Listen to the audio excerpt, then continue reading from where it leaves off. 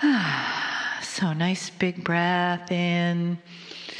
Close your eyes, relax your body, and just be soft.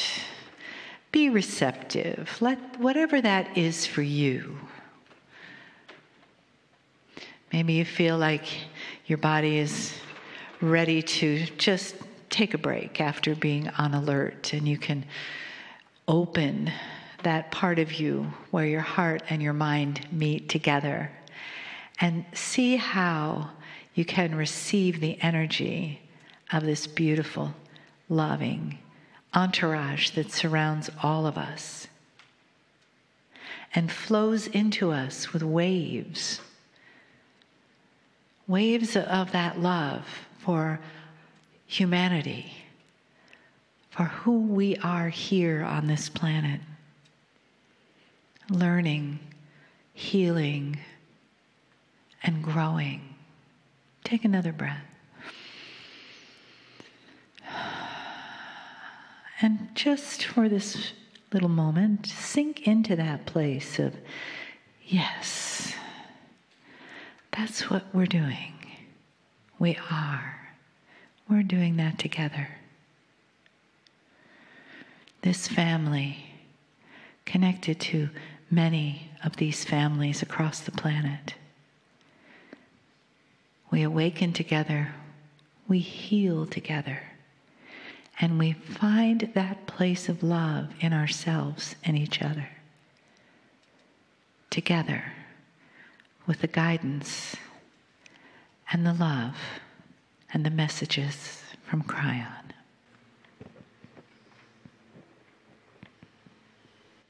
Greetings, dear ones. I'm Cryon of Magnetic Service. Dear ones, before I begin, the model of an audience listening to a speaker is extremely three-dimensional.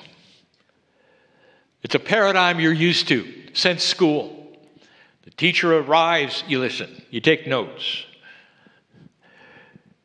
I wish there was something that I could create right now that goes beyond that to such a degree that you'd understand that we are one. Some of you are listening to these words and mouthing them at the same time because we are one. What comes out of the mouth of the one giving the message is what some of you already know and expect. We are one. It would seem like a teaching scenario, but there's so much more here. So much more. The words just ring off the walls if you don't listen. But I think you may listen to this. We're going to give you something hard, heavy lifters. It may be too hard. I'm going to give you some exercises to consider based upon a channeling that my partner gave in Anchorage, Alaska. And if some of you have read that or have perhaps listened to that, it is a story of a man in the future. The day of an enlightened old soul generations from today. And what he might experience, how he would handle issues, problems, from the time he gets up in the morning to the time he goes to bed. I told my partner I wanted that transcribed and added onto so that you could read the story gently and easily. And that's coming. This is an extension of that story. The story shows you a paradigm you can't believe of what an elevated, elegant consciousness would be like. Everyday issues and situations that still occur were handled totally and completely differently. I ask you the question again, the same one this morning. Do you believe that consciousness can actually physically change things. The day has been some kind of teaching from my partner that would enhance that possibility. For in science, this is what is being seen. And the study of coherence is all part of that. If this is true, then you would understand how what you think about things and what you do about them not only will change things, as I said this morning, in another part of the planet or the earth itself, but it gives incredible fuel for things to change dramatically with you immediately, with what you start to create with the words, the consciousness, and the intent. Some of you have heard that channeling in Anchorage, and you might say, how are we going to get from here to there? How is it possible? And where do you begin? And so I'm going to show it to you. It begins here and now. Who is going to be doing the teaching? And the answer is, you are. And you're not going to have crowds around you. You're going to be teaching by example. What you do next, and what your children do next, and what you teach in everyday life. Old soul has energy. The energy of the masters, and those around you will see the results. Take note, and then start practicing and follow suit. Because the practical nature of everything I'm going to show you is so obvious. The love and the compassion of what I'm about to show you is so obvious. It's going to create a new world order of compassionate humans. That's what the evolution of consciousness creates. So I'm going to give you a few examples of things that you can do. Heavy lifting, every one of them. But it starts light and it gets very heavy. If you want to follow along, some of you will follow right to the end and some of you will stop because it gets too heavy. Some of you will say, well, I'd like to do that. Maybe I'll listen later, but it just got beyond what I'm able to do. You're fighting an old energy that has given you habits and biases, conditions, and it's tough sometimes to unravel what you do and what you've done for a lifetime. But let the unraveling begin. It's how you approach everyday things on the planet right now. It's a new paradigm of an approach that you might have and might start to develop and practice that is different from anything that you've been told before like this. It's practical. It is esoteric in that it's difficult. It's a new paradigm of consciousness, and it's something that you have to learn. Old souls, everyone listening and here in the chair, let us begin a series of exercises. Number 1. In the morning, put your feet on the floor, out of the bed, and pause for a moment. This is the easy one, and yet it escapes so many of you. And I want you to create your day of joy, solution, and surprises that are benevolent. Instead of waking up and wondering what kind of surprise you're going to have today that's going to knock you back. This is habit, dear ones.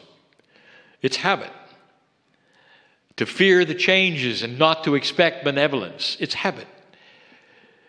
And instead of a habit of the unknown approaching you and swatting you, what if you create a bubble around you by your words and the compassion, the cognizing of your ability to do it? You make a statement to yourself. This is a benevolent day because I've created as one. All things that come at me that would not be that reflection of my magnificence will be solved and handled with compassion.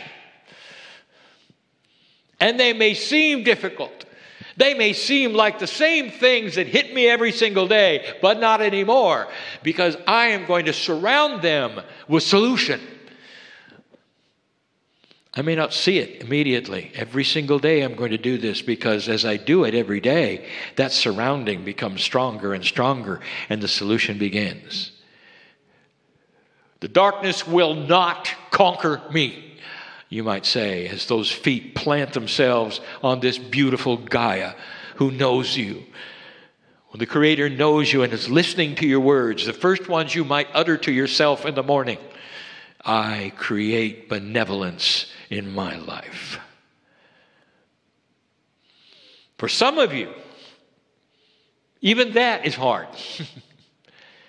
Because the habits that you have are not like that.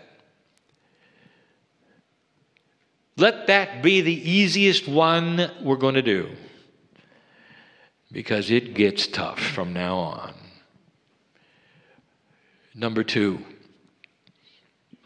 exercises in benevolence that will change you, your situation, circumstances around you, and the planet.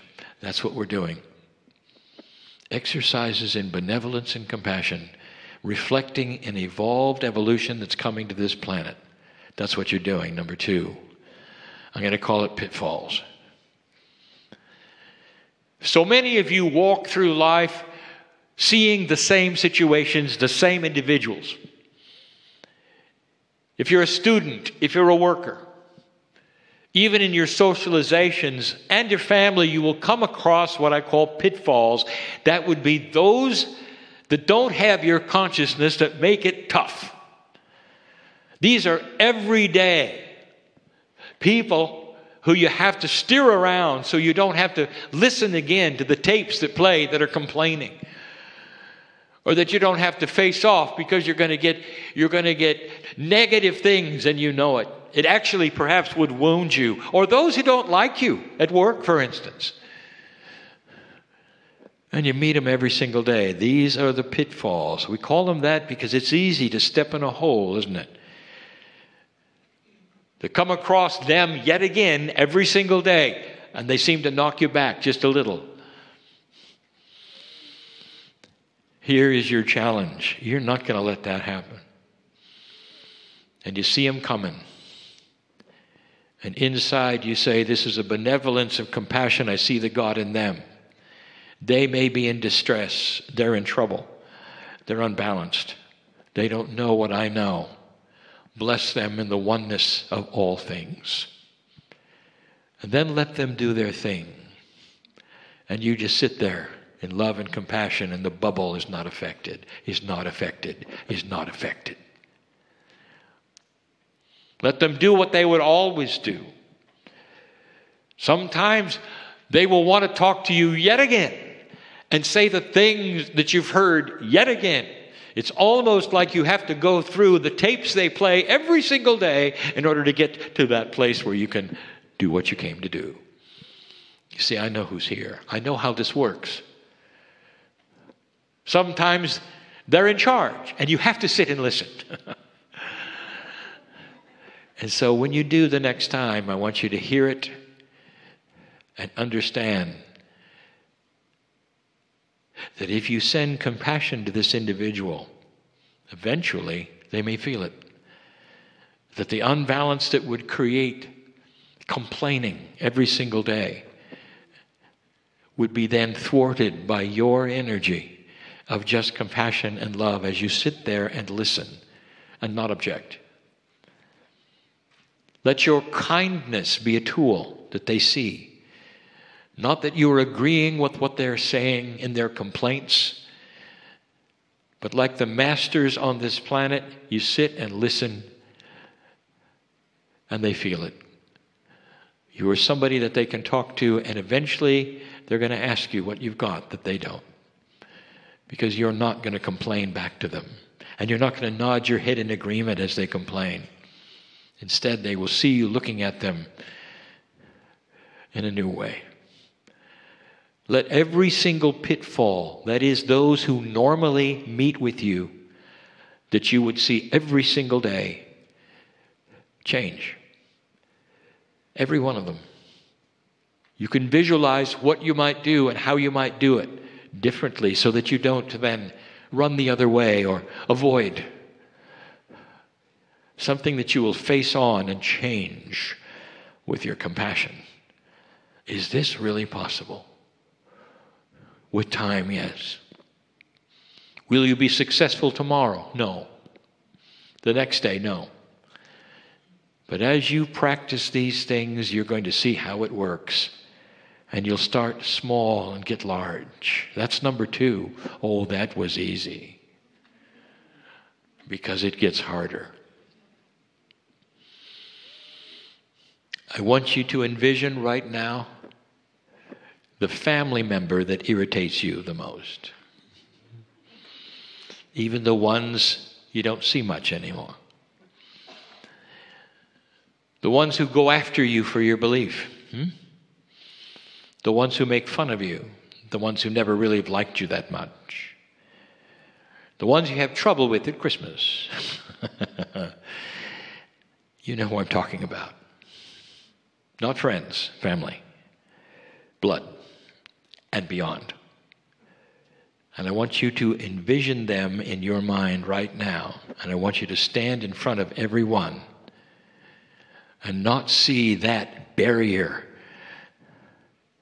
that you've had in the past of disappointment, of fear, not wanting the controversy, wondering what you're going to say, what they're going to do next. Instead, I want you to relax in the arms of the family of God. And I want you to rewrite and reframe everything that you may say to them in love. I want the buttons that would make you angry to be disconnected. I want you to see the God in them that simply doesn't understand the God in them.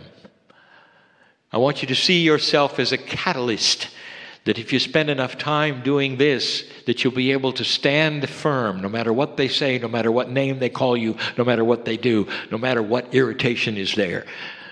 Over and over, you've experienced it, and now you won't. It may change what they do when they don't get the reaction that they've gotten before. Do you realize that? You play into the arms of drama through habit and fear. What if they do the same things over and over? Family, to you. You know who I'm talking about. And this time, you're present. And you don't argue. And you don't have the countenance of returning fire. Or defending yourself. And instead, you don't simply turn the other cheek. You just love them. All you do is send compassion for every word that would hurt your heart. You have a compassionate word that returns. And you know what happens after a while? They disengage. Because they are not getting the results that they got before with you, dear ones. And then something else might happen. In the disengagement, they may see something in themselves and may actually ask you in a tender moment, what has happened to you? And then you can actually look them in the eyes and say, I have fallen in love with you again. Mom, dad, sister, brother, you're beautiful. What do you think they may say? And the answer is very little. A tear might appear in one of their eyes when they realized what has really taken place. You have changed dramatically, and nothing they can do will affect you anymore. That is tough. This is a tough one. Number 3 is really tough. But there's more. How do you like it so far? Are you with me? Number 4. One of the most difficult things for a human being to ever forget, to ever put aside, is betrayal. Almost everyone in the room has had some kind of that. Sometimes it's financial, sometimes it's personal, sometimes it's relationship, sometimes it's of the heart. Listen to me. Sometimes it's by those who die next to you before their time. It's betrayal. They weren't supposed to go. Betrayal from God itself, the creative source. Betrayal of those who hurt you in so many different ways. I don't have to expound on this because you all know what I'm talking about. All those listening, all those in the chairs. Old soul, if it's not been in this life, it's been in a past one. Comes from all sources, including the family. Betrayal. Now it gets hard. For this etches into you some sorrow that cannot be then forgotten, like burning your hand on the stove. When you think about it, you wince. You don't want to go there. You don't want to dream of it. You don't want to talk about it. You don't want to revisit it because it is so painful. And now what I'm going to ask you to do is dig it out and look at it in the eye. And forgive it. Under the pretense that they're simply an unbalanced there. They don't know what you know. And by this action, it solves that which is unhealthy for you. By this action, you do resolving in your brain, in your mind, in your heart. They may actually be gone from this planet, but dear ones, it changes. It changes things you can't even believe. What if I told you it might change them in a life when they return? Because you've forgiven them in this life. And set an energy on this planet that would clear something profound. What if I told you you live longer? Is that all right? What if I told you you look younger? That is how profound this heavy lifting is. You look them in the eye. Whoever has betrayed you, or those who have betrayed you, or the one who continues to pray, you get the idea.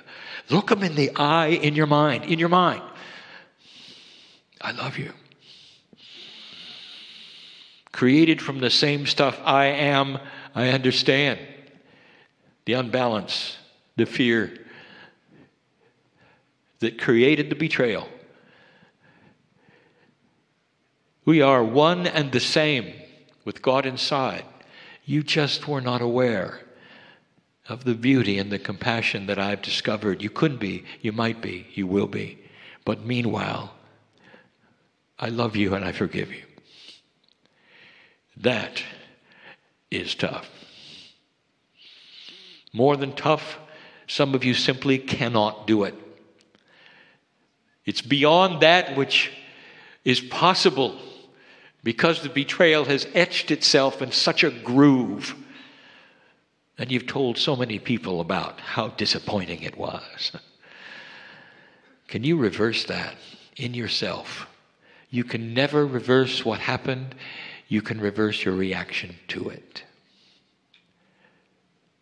This is an elevated exercise of an advanced consciousness that's coming to this planet. It has to start somewhere. That's number 4. I've saved number 5 for the area I'm in.